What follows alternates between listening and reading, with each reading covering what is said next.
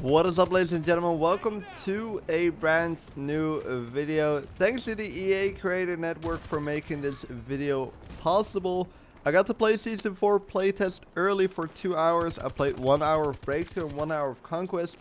This will be a guide of the new assault rifle that's coming, the RM68. In the trailer you saw a big sniper scope. It is an assault rifle and it plays like one as well. However, there's a little bit of a different thing about this gun that makes it good.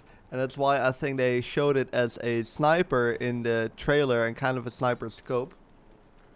So for the attachments, I have a timestamp in the description if you want to check that out. It's later on in the video. And if you want to check out full gameplay, be sure to head over to my second channel where I'm uploading every single game that I played. Full, raw, unedited, no commentary. So if you're interested in that, be sure to head over to my second channel. So this assault rifle, it's a little bit different than the standard assault rifle. You have single fire mode on this gun and you have auto fire. I pretty much only use it in auto fire. I use a little bit of single fire. The single fire mode is surprisingly good, and that's why I think they showed it with a sniper scope in the trailer. You definitely want to be using the higher zooms on this gun because it is a longer range assault rifle. It barely has any recoil, so again, a sign of it being a longer range weapon, but also the damage from range was actually very good. I was able to pick up targets from mid to longer range pretty easily with not too much effort. And that's why I think for the slower pace and more open maps, or for the slower pace players and for the more open maps, you're gonna love this weapon. If you have a little bit of a slower, more defensive playstyle, or if you're playing Breakthrough on defense, or if you're playing maps that are more open, it's gonna be a gun that's a lot of fun. I don't think it's really comparable to any of the assault rifles that we have. Maybe the AK-24 also more of a longer range weapon, not too much recoil. I think this one takes a little bit of a step further. I think the closest weapon that gets to it is the BSV on auto fire mode with the extended mag. If you remember that gun, that's from Season 1. If you put that gun in full auto mode, it was kind of a good medium to long range weapon. It also works up close, the RM68 as well, but that's the best way to compare this weapon to. So stick to longer range gunfights, avoid close range gunfight. The build I'm about to show you guys, however, will allow you to also go for closer range gunfights, but I definitely noticed that it's definitely not the sweet spot of this weapon. A lot of gunfights that I was winning were definitely mid-range, and then it kills very quickly. It has low recoil and the damage drop-off isn't very noticeable. And I haven't tried it out much, but I'm 100% sure if you put this gun on single fire with like a 6x scope or definitely a higher magnification, maybe with the thermals as well, this gun is going to be very good.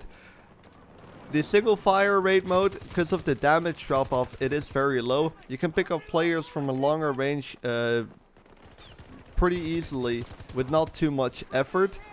Keep in mind though that you might have to go for tap fire. If you're really good at controlling recoil, you can just use this gun on auto fire mode and it will still be very good for longer range if you get to control that recoil. However, you can just put it in single fire if you like tap firing, put that higher scope on, and then go for those longer range gunfights.